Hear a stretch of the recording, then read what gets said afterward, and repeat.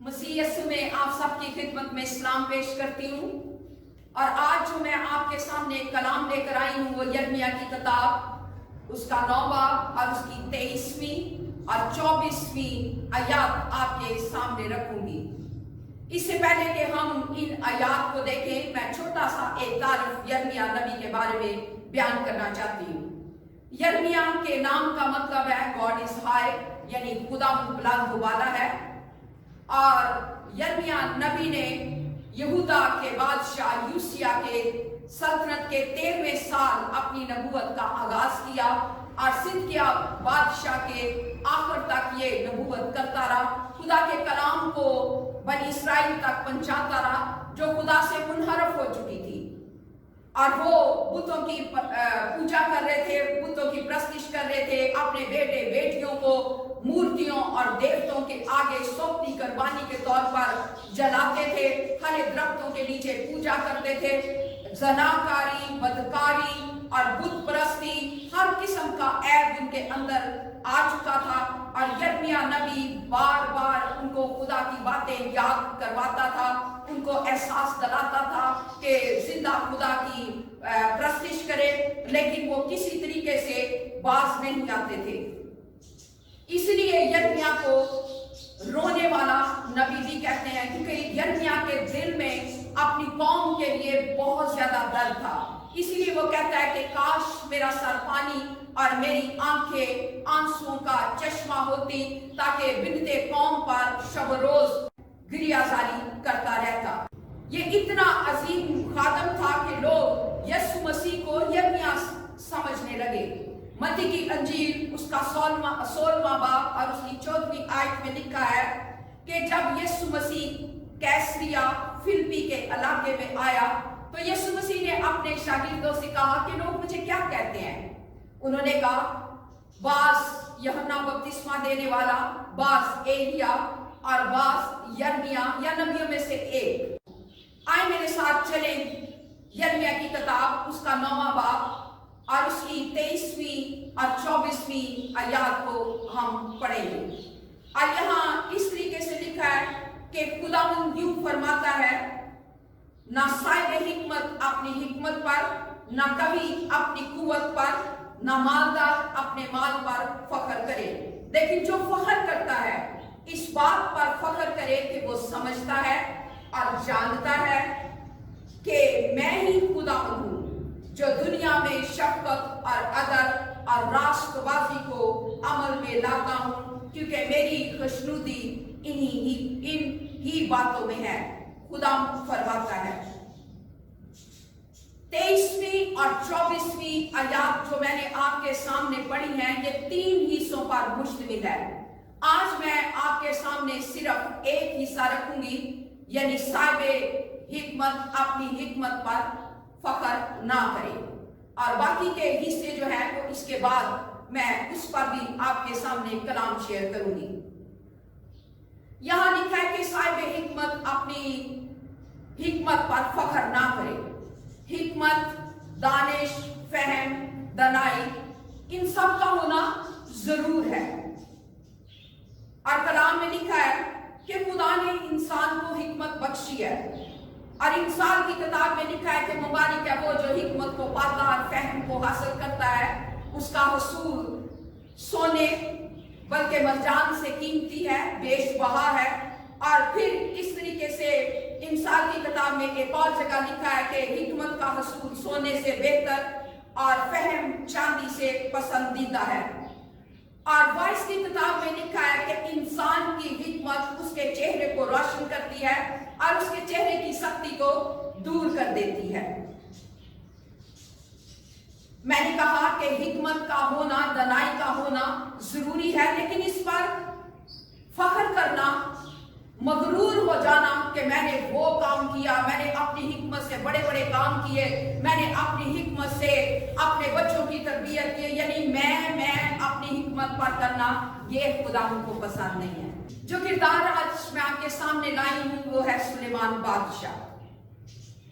सुलेमान बादशाह बनने से पहले भी हिकमत और दनाई से मामूर था। और जब वो बादशाह बना तो जबून के पहाड़ وہ قربانیاں چڑھانے کے لیے گیا اور وہاں اس نے تقریباً 1000 سوپنی قربانیاں چڑھائی. اور اسی رات خدا اسے رویا میں دکھائی دیا اور اس نے یعنی خدا نے اسے کہا مانگ میں تجھے کیا دوں. سلیمان نے کہا کہ اے خدا تیرا بہت احسان ہے کہ تو نے اپنے بندہ داؤد پر بڑا احسان کیا. تو نے اسے بادشاہ بنایا, تو نے اسے ایک بیٹا عطا کیا جو اس کی جگہ بادشاہ بنے جیسا کہ آج کے دن ہے. اس نے کہا کہ اے خداوند میں چھوٹا لڑکا ہی ہوں, مجھے باہر جانے اور بھیتر آنے کا شعور نہیں ہے, اور تیرا خادم تیری قوم کے بیچ میں ہے جسے تو نے چن لیا ہے, اور ایسی قوم جو کثرت کے باعث نہ تو گنی جا سکتی ہے اور نہ ہی اس کا شمار ہو سکتا ہے. سو تو اپنے خادم کو اپنی قوم کا انصاف کرنے کے لیے سمجھنے والا دل عنایت کر تاکہ میں برے اور بھلے میں تمیز کر سکوں اور تیری اتنی بڑی اور اس بڑی قوم کا انصاف کر سکوں. اور خدا کے کلام میں لکھا ہے کہ خدا نے اس کو سمجھنے والا دل عطا کیا, اور خدا نے کہا نہ تو اس نے اپنے لیے عمر کی درازی مانگی ہے, نہ اس نے مال و دولت مانگا ہے, نہ ہی اپنے دشمنوں کی جان مانگی ہے. اس لیے خدا نے اسے حکمت سے معمور کیا, اس قدر اس نے حکمت عطا کی کہ ریت سمندر کی ریت کے ذروں سے بھی زیادہ اسے حکمت عطا کی.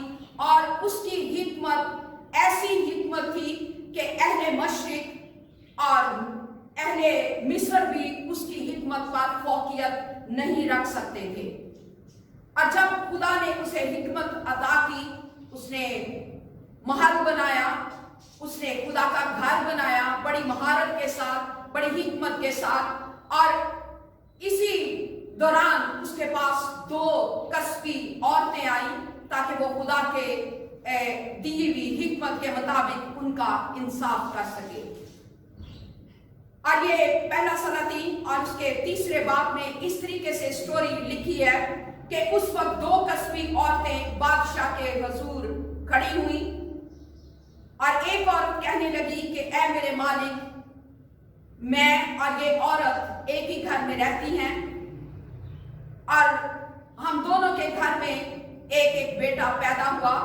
پہلے میرے گھر میں ایک بیٹا پیدا ہوا اور 3 دن کے بعد دوسری کے گھر پیدا ہوا. اور ایک رات ایسا ہوا کہ یہ عورت اور میں اپنے بچوں کے ساتھ سو رہے تھے, تو اس عورت نے اپنا بچہ جو تھا اس کے اوپر لیٹ گئی اور وہ مر گیا. اور اس نے آدھی رات مرے ہوئے بچے کو میرے پہلو میں ڈال دیا اور میرے زندہ بچے کو اپنے پاس لے گئی. اب اس عورت نے کہا کہ جب میں صبح اٹھی اور میں نے اپنے بچے کو دودھ پلانے کے لیے دیکھا کہ میرا بچہ مرا ہوا ہے, اور جب میں نے دیکھا کہ یہ میرا بچہ ہے ہی نہیں, تو میں نے اس سے کہا لیکن اس نے میرا بچہ لے لیا.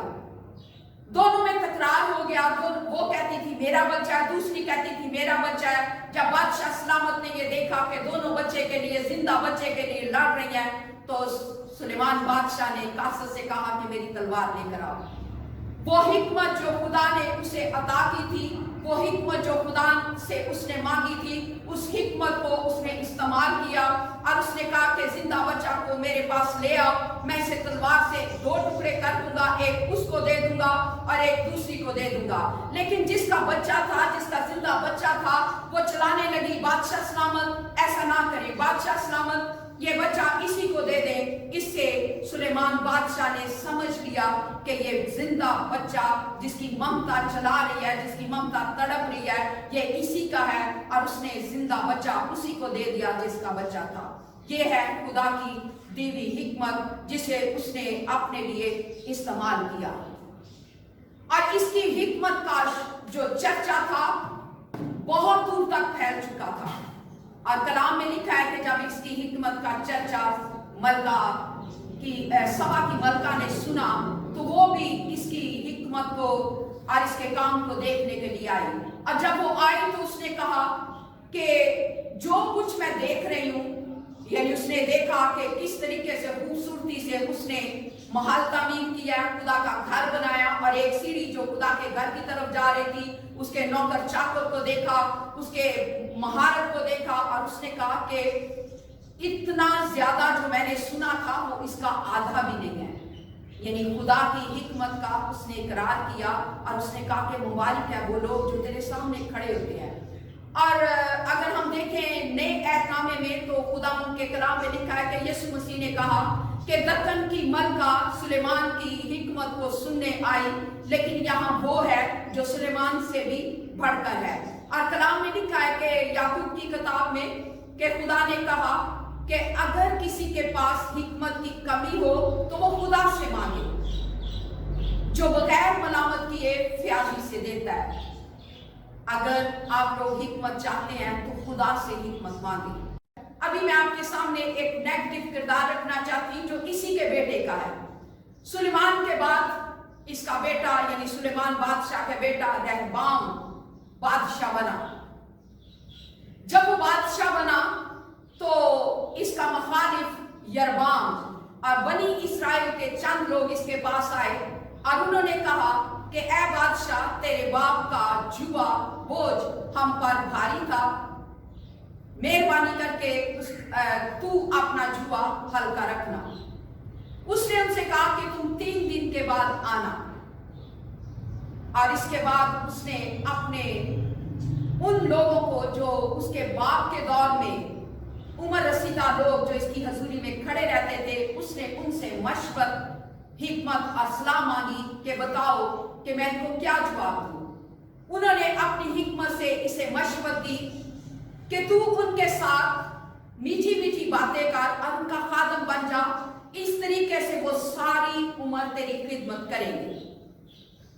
और इसने उम्र रसीदा लोगों की बातों को सुना और इसके बाद वो अपने उन लोगों के पास गया, उन लड़कों के पास गया, उन नौजवानों के पास गया जो इसके साथ जवान हुए थे, इसके हम उम्र थे। इसने उनसे कहा कि मेरे पास यरबाम और बनी इस्राएल आए थे और उन्होंने ऐसे ऐसे कहा है।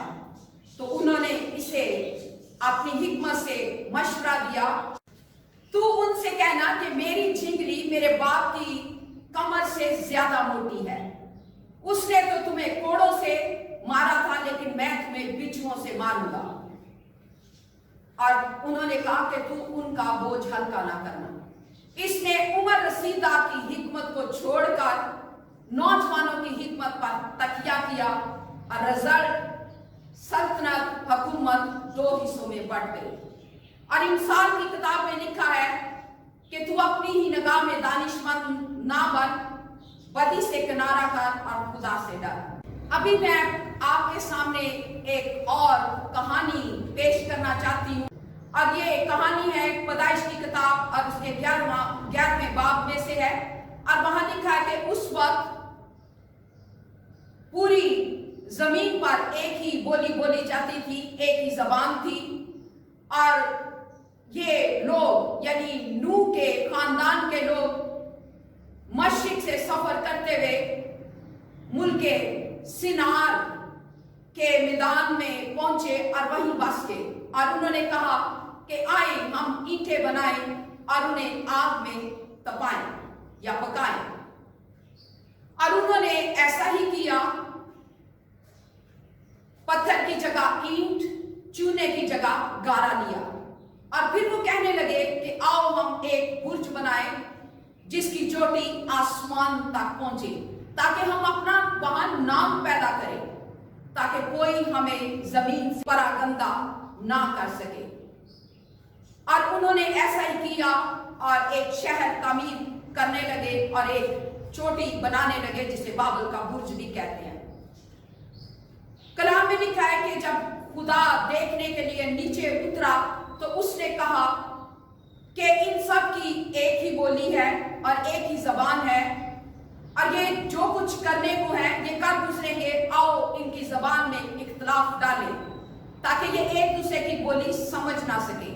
क्योंकि इन्होंने अपनी हिकमत से ये सब कुछ करना चाहा, इसलिए खुदा ने इनका सामना किया और खुदा ने इनको पूरी जमीन से परागंदा कर दिया। जब ہم اپنی حکمت کو ناجائز استعمال کریں گے اور خدا کی حکمت کو نہیں مانگیں گے تو ایسا ہی ہوگا. لیکن یہاں دیکھیں یہ خدا کے مقابلے پر اتر آئے. اپنی حکمت سے اپنا نام پیدا کرنا چاہتے ہیں. اپنی حکمت سے ایک ایسی چوٹی ایسا برج بنانا چاہتے تھے جو خدا کے مقابلے میں آ جائے. اور کلام میں لکھا ہے کہ ہماری راست بازی گندی دھجیوں کی مانند ہے. ہم اپنی نیکیوں سے اپنی راست بازیوں سے خدا تک نہیں رسائی کر سکتے. ہم اس کے لہو سے دھل کر یہ سب کچھ کر سکتے ہیں, اپنی لیاقت سے نہیں کر سکتے. آپ سب اس سٹوری سے واقف ہیں. مجوسیوں نے بھی اپنی حکمت پر تکیہ کیا, حالانکہ ستارہ ان کی رہنمائی کر رہا ہے, ستارہ ان کو صحیح جگہ پر لے کر جا رہا ہے جہاں خدا یسوع مسیح کی پیدائش تھی. لیکن انہوں نے کیا کیا؟ ستارے کو بیچ میں چھوڑ کر اپنی حکمت پر فخر کرتے ہوئے ہیرودیس کے بادشاہ کے محل میں پہنچ گئے. اس کا نقصان کیا ہوا؟ اس نے جتنے 2 سال کے بچے تھے ان سب کو قتل کروا دیا. جب ہم خدا کی حکمت کو چھوڑ کر اپنی حکمت پر تکیہ کرتے ہیں تو نقصان ایسے ہی ہوتی ہے. ایک اور کہانی میں آپ کو سامنے رکھنا چاہتی ہوں, اور وہ ہے لوسیفر. یسائی کی کتاب اس کے 4ویں باب میں لکھا ہے کہ لوسیفر نے بھی ایسا ہی کیا. اس نے بھی کہا کہ میں اپنی حکمت سے خدا کی مانند بن جاؤں گا, میں اپنی حکمت سے ایسا کروں گا کہ اپنا تخت جو ہے خدا کے تخت سے ستاروں سے بھی اوپر لے جاؤں گا. تو ہوا کیا؟ اس کو اور اس کے ساتھ جتنے ستارے اس کے ساتھ جتنے فرشتے اس کے ساتھ شامل تھے ان تمام فرشتوں کو نیچے گرا دیا گیا. جب ہم اپنی حکمت پر تکیہ کرتے ہیں تو ایسے ہی نیچے گرتے ہیں. ہمیں اپنی حکمت پر نہیں خدا کی حکمت پر تکیہ کرنا چاہیے, خدا کی حکمت پر فخر کرنا چاہیے. خدا کے منصوبوں کو پایا تکمیل پہنچانے کے لیے خدا نے ہمیں استعمال کرنے کے لیے اپنی حکمت سے بھرایا. ابھی ایک اور کہانی, ایک اور کردار, پازیٹیو کردار آپ کے سامنے پیش کرنا چاہتی ہوں, اور وہ ہے ساؤل. ساؤل کلکیا کے شہر میں پیدا ہوا. روم کی اس کی شہریت تھی. گملیل سے اس نے تاریخ کی تعلیم حاصل کی اور وہ کلیسیا کو ستانے والا تھا. اور اس قدر وہ کلیسیا کے ستانے کے لیے جوش میں بھرا رہتا تھا کہ ان کو ستانے میں کوئی کسر باقی نہیں چھوڑتا تھا. اور ایک وقت ایسا ہے کہ کلیسیا کو اس نے اس قدر ستایا کہ کلیسیا تتر بتر ہو گئی. اور خود دمشق کے راستے پر جا رہا تھا تو وہاں اسے ایک آواز آئی کہ اے ساؤل تو مجھے کیوں ستاتا ہے؟ اس نے کہا کہ اے خدا تو کون ہے؟ آواز آئی میں یسوع ہوں. اور وہیں سے ساؤل پالوس بن گیا. اور اس کے بعد اس نے 3 مشنری سفر کیے اور مختلف کلیسیائیں قائم کی. 14 خطوط لکھے رومیوں سے لے کے عبرانیوں تک. اور 3 بار اسے بیعت لگے, 5 بار ایک کام 40 کوڑے لگے. سنسار کیا گیا, کاٹ میں ٹھوکا گیا, لیکن سب کچھ اس نے مسیح کی محبت کے لیے یہ برداشت کیا. اور ایک جگہ فلپیوں کے کتاب میں اس کے 3 باب میں کہتا ہے کہ اگر کوئی اپنے جسم پر بھروسہ کرتا ہے تو میں اس سے زیادہ بھروسہ کر سکتا ہوں. وہ کہتا ہے کہ 8ویں دن میرا ختنہ ہوا, اسرائیل کی قوم بنیامین کے قبیلے کا ہوں, عبرانیوں کا عبرانی, اور شریعت کے اعتبار سے فریسی ہوں, اور جوش کے اعتبار سے کلیسیا کو ستانے والا, اور شریعت کی راست بازی کے اعتبار سے بے عیب. لیکن غور طرف بات, وہ کہتا ہے کہ ان تمام خوبیوں کے باوجود, ان تمام قابلیت اور ٹیلنٹ اور صلاحیتوں کے باوجود میں ان سب چیزوں کو مسیح کی محبت کے لیے کوڑا سمجھتا ہوں. ابھی پھر میں آپ کو یرمیا کی کتاب اس کے 9ویں باب اور اس کی 23ویں اور 24ویں آیات کی طرف لے کر جاتی ہوں. میں نے آپ کے سامنے وہاں پڑھا تھا, نہ صاحب حکمت اپنی حکمت پر, نہ مالدار اپنے مال پر, نہ کبھی اپنی قوت پر فخر کرے. اگر کوئی فخر کرنا جانتا ہے تو وہ اس بات پر فخر کرے کہ وہ خدا ان کو جانتا ہے اور پہچانتا ہے۔ اور یہاں آپ نے دیکھا کہ نیگیٹو کردار میں جنہوں نے اپنی حکمت پر تکیہ کیا وہ پراگندہ ہو گئے، ختم ہو گئے، جڑ سے ہی اکھڑ گئے۔ لیکن جنہوں نے پازیٹو خدا کی حکمت پر بھروسہ کیا انہوں نے کامیابیاں حاصل کی اور خدا کی نظر میں بھلے کام کیے۔ آج بھی آپ کے پاس موقع ہے کہ اگر ابھی تک آپ نے خدا کو نہیں جانا، خدا کو نہیں پہچانا، اس کے کفارے کو قبول نہیں کیا، وہ جو ہمارے لیے عزی بن کر آیا، وہ جو ہمیں گناہوں کی دلدل سے نکالنے کے لیے آیا، اگر آج بھی آپ نے اس کو قبول نہیں کیا، اپنی حکمت سے، اپنی دانائی سے، اپنے فہم سے، اپنی نیکیوں سے خدا تک رسائی کرنا چاہتے ہیں تو آپ گر جائیں گے۔ ابھی بھی موقع ہے کہ آپ خدا کے کلام کو قبول کریں، اس کے کفارے کو قبول کریں، اس کے خون سے اپنے گناہوں کو دھونے کے لیے اسے پکارے، اسے کہ آپ خدا مجھے اپنے پوتر خون سے پاک و صاف کر دے، میں تجھے قبول کرتا ہوں، مجھے اپنا بیٹا بنا لے۔ تو پھر دیکھیں خدا آپ کی زندگی میں آپ کو کیسے ترقیاں، کیسے اپنے جلال کے لیے استعمال کرے گا۔ اپنی حکمت پر نہیں، خدا کی حکمت پر بھروسہ کریں۔ اور یسائی کی کتاب میں لکھا ہے کہ خدا نے اپنی حکمت سے آسمان کو ہمارے سر پر شائبان کی طرح تانا ہے، اس نے اپنے فہم سے زمین کی بنیاد رکھی ہے، وہ زمین سے بخارات کو اٹھاتا ہے، بادلوں سے نیند برساتا ہے اور بجلیاں چمکاتا ہے۔ یہ ساری قدرت اور قدرت کے شاہکار یہ اس کی حکمت سے ہیں۔ انسان جتنی مرضی ترقی کر لے، سائنسدان جتنی مرضی ترقی کر لے، آسمان پر پہنچے، لیکن وہ حکمت کے کام، وہ دانائی کے کام جو خدا آپ کو دے گا وہ کوئی نہیں دے سکتا۔ اب میں ایمانداروں سے مخاطب ہوں، آپ کو کہنا چاہتی ہوں کہ اگر ابھی بھی آپ روزانہ بائبل نہیں پڑھتے، اگر روز ڈیلی بیسس پہ خدا سے بات چیت نہیں کرتے، تو آج سے خدا ان کے محبت نامے کو،